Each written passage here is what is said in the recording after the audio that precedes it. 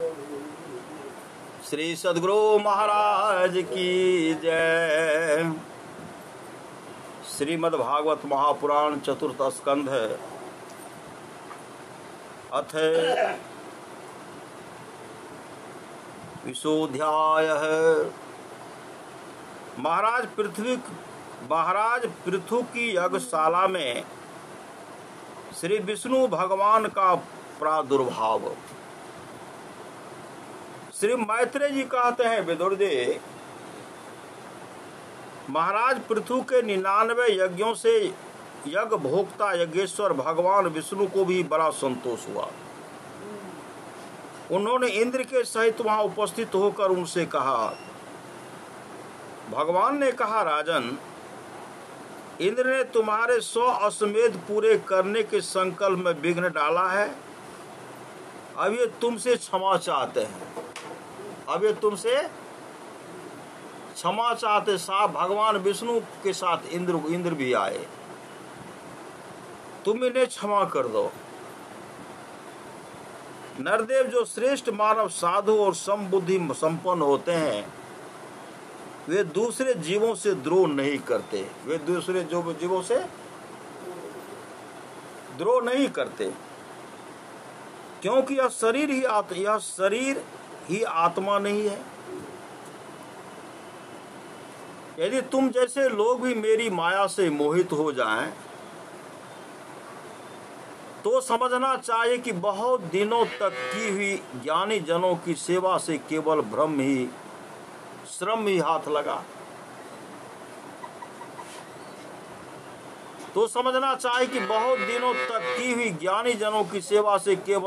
ही हाथ लगा। ज्ञानवान पुरुष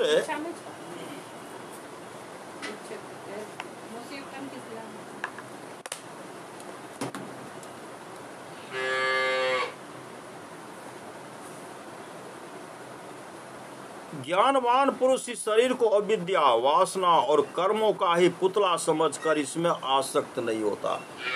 ज्ञानवान पुरुष जो है, इस शरीर को अविद्या, वासना और कर्मों का ही पुतला समझकर इसमें आसक्त नहीं होता। इस प्रकार जो इस शरीर में ही आसक्त नहीं है, वह विवेकी पुरुष इससे उत्पन्न हुए घर, पुत्र और धन आदि में भी किस प्रकार समता रख सकता है?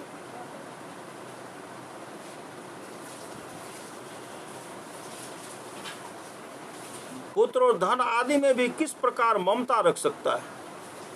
यह आत्मा एक शुद्ध स्वयं प्रकाश निर्गुण गुणों का आश्रय स्थान, सर्वव्यापक आवरण शून्य सबका साक्षी एवं अन्य आत्मा से रहित है। अतएव शरीर से भिन्न है। जो पुरुष इस देह स्थित आत्मा को इस प्रकार शरीर से भिन्न जानता है, वह प्रकृति से संबंध रखते हुए उसके गुणों से लिप्त नहीं होता, क्योंकि उसकी स्थिति मुझ परमात्मा में रहती है। राजन, जो पुरुष किसी प्रकार की कामना न रखकर अपने वर्णाश्रम के धर्मों द्वारा नित्य प्रति श्रद्धा पूर्वक मेरी आराधना करता है, उसका चित्त धीरे धीरे शुद्ध हो जाता है। चित्त शुद्ध होने पर उसका विषयों से संबंध नहीं रहता, तब उसे तत्वज्ञान की प्राप्ति हो जाती है। फिर तो वह मेरी समता और उपस्थिति को प्राप्त हो जाता है। यही परम शांति ब्रह्म अथवा केवल है। जो पुरुष यह जानता है कि शरीर, ज्ञान, क्रिया और मन का साक्षी होने पर भी कुटस्थ आत्मा उनसे निर्लिप्त ही रहता है, वह कल्याण में मोक्ष पद प्राप्त कर लेता। वह कल्याण में मोक्ष प्रद, जिससे कल्याण होता हुआ मोक्ष प्रद, वह परमात्मा के धाम को पा लेता है। राजन, गुण प्रवाह रूप आवागमन तो भूत इंद्रियाभिमानी देवता और चिदाभास, इन सब की समष्टि रूप परिच्छिन्न लिंग शरीर का ही हुआ करता है। इसका सर्वसाक्षी आत्मा से कोई संबंध नहीं है। मुझ में दृढ़ अनुराग रखने वाले, मुझ में दृढ़ अनुराग मतलब प्रेम रखने वाले। बुद्धिमान पुरुष संपत्ति और विपत्ति प्राप्त होने पर भी कभी हर्ष शोक आदि विकारों से वशीभूत नहीं होते। जो मुझ में आस्था रखने वाले हैं, मुझ में दृढ़ अनुराग रखने वाले हैं, प्रेम रखने वाले हैं, बुद्धिमान पुरुष संपत्ति और विपत्ति, संपत्ति भी है उसमें भी बौखलाते नहीं है, विपत्ति भी है तो उसमें घबराते नहीं। संपत्ति और विपत्ति प्राप्त होने पर भी बुद्धिमान पुरुष और मुझ में अनुराग रखने वाले बुद्धिमान पुरुष है, संपत्ति और विपत्ति प्राप्त होने पर भी कभी हर्ष शोक आदि विकारों के वशीभूत नहीं होते। न हर्ष करते हैं, न शोक करते हैं, न सुख मालूम करते हैं, न दुख मालूम करते हैं। इसलिए वीरवर, तुम उत्तम, मध्यम और अधम पुरुष से समान भाव रखकर सुख दुख को भी एक सा समझो। अधम पुरुष, तुम उत्तम, अधम, मध्यम और अधम पुरुषों में समभाव रखकर, सम बराबर भाव रख करके सुख दुख को भी एक साथ समझो। सुख और दुख को के समझो तथा मन और इंद्रियों को जीतकर मेरी द्वारा जुटाए हुए इस मंत्री आदि समस्त राजकीय पुरुषों की सहायता से संपूर्ण लोगों की रक्षा करो। राजा का कल्याण प्रजा पालन में ही है। इससे उसे परलोक में प्रजा के पुण्य का 6वां भाग मिलता है।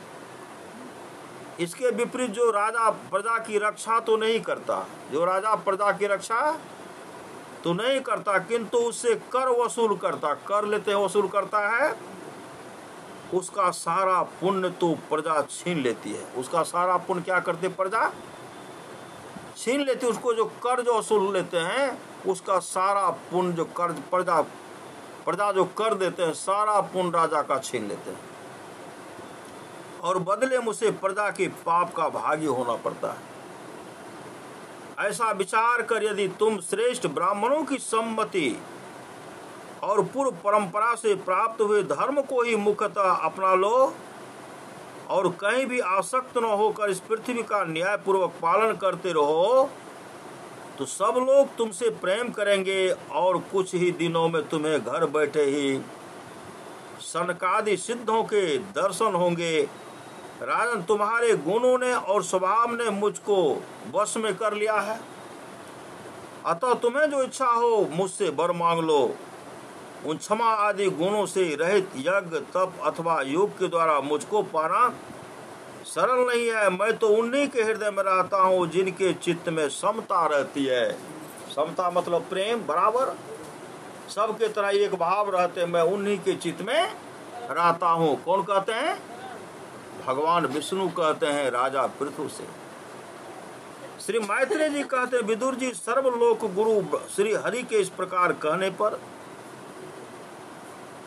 जग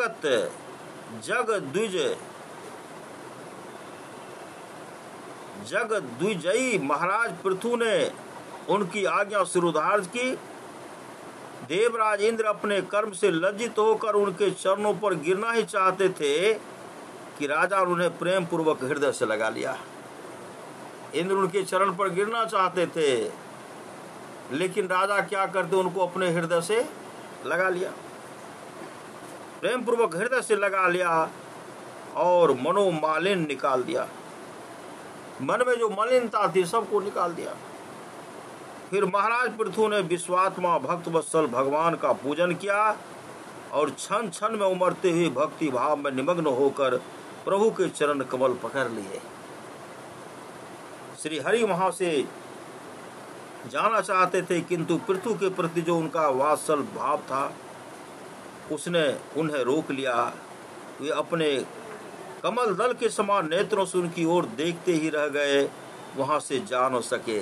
भगवान विष्णु भी राजा पृथु के यहाँ से नहीं जा सके, इतने प्रेम उनके अंदर में था। आदिराज महाराज पृथु भी नेत्रों में जल भर आने के कारण न तो भगवान का दर्शन ही कर सके और न तो कंठ गदगद हो जाने से कुछ बोल ही सके। नेत्रों में जल भर आने के कारण न तो भगवान का दर्शन ही कर सके और न तो कंठ गदगद हो जाने से कुछ बोल ही सके। उन्हें हृदय से आलिंगन कर पकड़े रहे और हाथ जोड़े ज्यों के त्यों खड़े रह गए। प्रभु अपने चरण कमलों से पृथ्वी को स्पर्श किए खड़े थे। उनका कराग्र भाग गरुड़ जी के ऊंचे कंधे पर रखा हुआ था।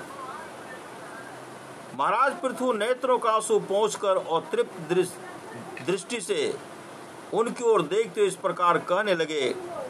महाराज पृथु बोले, मोक्षपते प्रभो, आप वर देने वाले ब्रह्मादि देवताओं को भी वर देने में समर्थ हैं।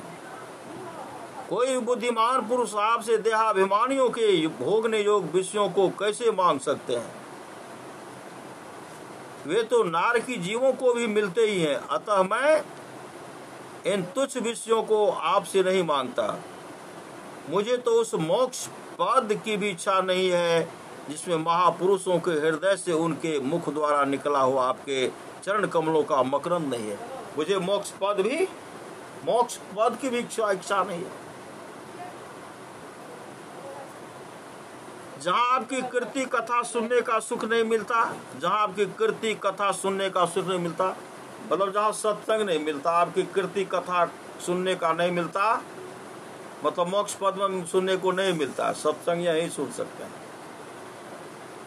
मुझे मोक्ष भी नहीं चाहिए, इसलिए मेरी तो यही प्रार्थना है कि आप मुझे 10,000 कान दे। मुझे क्या दे? हाँ, मुझे मोक्ष नहीं चाहिए, लेकिन आपका कथा कीर्तन सुनने का हमको मौका मिले, मतलब सत्संग सुनने का हमको अवसर दीजिए। इसलिए मेरी तो यही प्रार्थना है कि आप मुझे 10,000 कान दे दीजिए, 10,000 कान दे दीजिए, जिससे मैं आपके लीलाओं को सुनता ही रहूं, 10,000 कानों से सुनता ही रहूं। पुण्य कीर्ति प्रभु, आपके चरण कमल मकरंद रूपी अमृत कणों को लेकर महापुरुषों के मुख से जो वायु निकलती है उसी में इतनी शक्ति होती है, वह तत्व को भूले हुए हम कुयोगियों को पुनः तत्व ज्ञान करा देती है। कुयोगियों को तत्व ज्ञान करा देती है। अतएव हमें दूसरे वरों की कोई आवश्यकता नहीं है। मुझे दूसरे वरों की कोई आवश्यकता नहीं है। उत्तम कीर्ति वाले प्रभु, सत्संग में आपके मंगलमय श्वस को देव बस एक बार भी सुन लेने पर कोई पशु बुद्धि पुरुष भले ही तृप्त हो जाए, गुणग्राही उसे कैसे छोड़ सकता है? भले पशु एक बार हुआ थी, लेकिन गुणग्राही जो है वह सत्संग से कैसे दूर रह सकता, कैसे सत्संग को नहीं सुन सकता? दैव बस एक बार भी सुन लेने पर कोई पशु बुद्धि पुरुष भले ही तृप्त हो जाए। जो पशु बुद्धि है, पशु के तुल्य है, एक बार सत्संग सुना हो गया, हम बहुत सुन लिए, और नहीं भी सुने, लेकिन उत्तम कीर्ति वालों प्रभु, सत्संग में आपके मंगलमय श्वस को देव बस एक बार भी सुन लेने पर कोई पशु बुद्धि पुरुष भले ही तृप्त हो जाए, गुणग्राही उसे कैसे छोड़ सकता है? जो गुणग्राही है, जो गुण को ही लेने वाले हैं, उस सत्संग को कैसे छोड़ सकते हैं? उस सत्संग को नहीं छोड़ सकते। सब प्रकार के पुरुषार्थों की सिद्धि के लिए स्वयं लक्ष्मी जी भी आपके श्वस को सुनना चाहती हैं। लक्ष्मी जी भी आपके श्वस को सुनना चाहती हैं।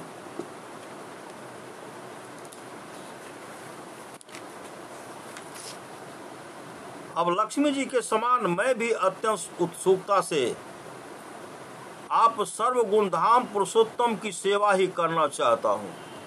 जिस तरह माँ लक्ष्मी आपकी सेवा करती हैं, मैं भी करना चाहता हूँ, किंतु ऐसा न हो कि एक ही पति की सेवा प्राप्त करने की होर होने के कारण आपके चरणों में ही मन को एकाग्र करने वाले हम दोनों में कलह छिड़ जाए। लक्ष्मी जी आपकी सेवा करती हैं, मैं भी आपकी ही चरण का सेवा करूं, वह सत्संग सुनो, हम दोनों में कलह छिड़ जाए। जगदीश्वर जगत जननी लक्ष्मी जी के हृदय में मेरे प्रति विरोध भाव होने की संभावना तो है ही, क्योंकि जिस आपके सेवा कार्य में उनका अनुराग है उसी के लिए मैं भी ललायत हूँ, किंतु आप दीनों पर दया करते हैं, उनके तुच्छ कर्मों को भी बहुत करके मानते हैं। इसलिए मुझे आशा है कि हमारे झगड़े में भी आप मेरा ही पक्ष लेंगे। हम दोनों में झगड़ा जो होगी, क्योंकि माँ लक्ष्मी आपकी चरण की दासी है, आपके सेवा को छोड़ेगी नहीं। मैं भी चाहता हूँ, लेकिन जब दोनों में झगड़ा होगा प्रभु मुझे ही आप साथ देंगे। कौन कहते हैं? राजा पृथु कहते हैं मुझे ही साथ आप देंगे। हमारे झगड़े में आप मेरा ही पक्ष लेंगे। आप तो अपने स्वरूप में ही रमन करते हैं, आपको भला लक्ष्मी जी से भी क्या लेना है। ऐसी से निष्काम महात्मा ज्ञान हो जाने के बाद भी आपका भजन करते हैं।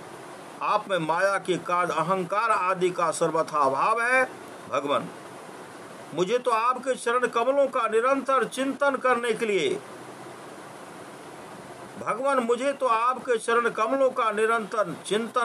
के सिवा सत्पुरुषों का और कोई प्रयोजन ही नहीं जान पड़ता। मैं भी बिना किसी इच्छा के आपका भजन करता हूँ, और आपने जो मुझसे कहा कि वर मांगो, सो आपकी इस वाणी को तो मैं संसार के मुंह में डालने वाली ही मानता हूँ। यही क्या, आपकी वेद रूपा वाणी ने भी तो जगत को बांध रखा है।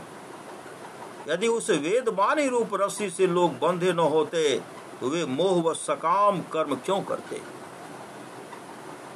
प्रभु आपकी माया से ही मनुष्य अपने वास्तविक स्वरूप आपसे विमुख होकर अज्ञानवश अन्य स्त्री पुत्रादि की इच्छा करता है। फिर भी जिस प्रकार पिता पुत्र की प्रार्थना का अपेक्षा न रखकर अपने आप ही पुत्र का कल्याण करता है, उसी प्रकार आप भी हमारी इच्छा की अपेक्षा न करके हमारे हित के लिए स्वयं ही प्रयत्न करें। श्री मायत्रेय जी कहते हैं, आदिराज पृथु किस प्रकार स्तुति करने पर सर्व साक्षी श्री हरि ने उनसे कहा, राजन तुम्हारी मुझ में भक्ति हो, बड़े सौभाग्य की बात है कि तुम्हारा चित्त इस प्रकार मुझ में लगा हुआ है। ऐसा होने पर तो पुरुष सहज में ही मेरी उस माया को पार कर लेता है, जिसको छोड़ना या जिसके बंधन से छूटना अत्यंत कठिन है। अब तुम सावधानी से मेरी आज्ञा का पालन करते रहो। प्रजापालक नरेश, जो पुरुष मेरी आज्ञा का पालन करता है उसका सर्वत्र मंगल होता। सर्वत्र जहां भी है उसका मंगल ही मंगल, हर जगह उसका शुभ ही शुभ होता है, मंगल ही मंगल होता है। श्री मैत्रेय जी कहते हैं, विदुर जी, इस प्रकार भगवान ने राजऋषि पृथु के सार गर्भित वचनों का आदर किया। फिर पृथु ने उनकी पूजा की और प्रभु उन पर सब प्रकार कृपा कर वहां से चलने को तैयार हुए।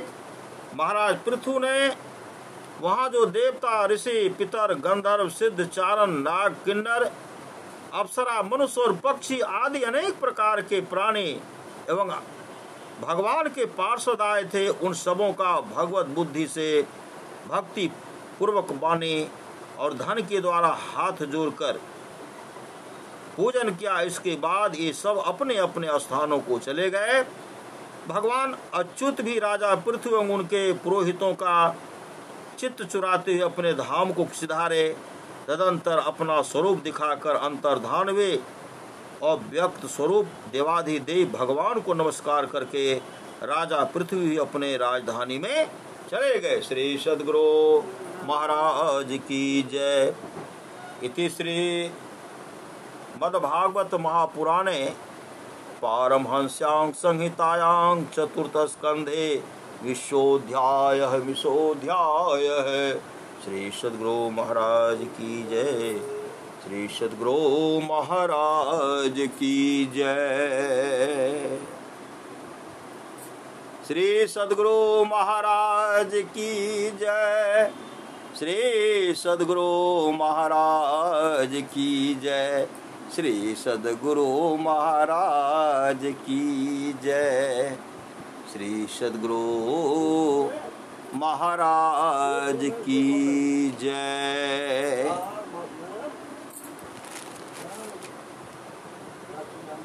श्री सद्गुरु महाराज की जय।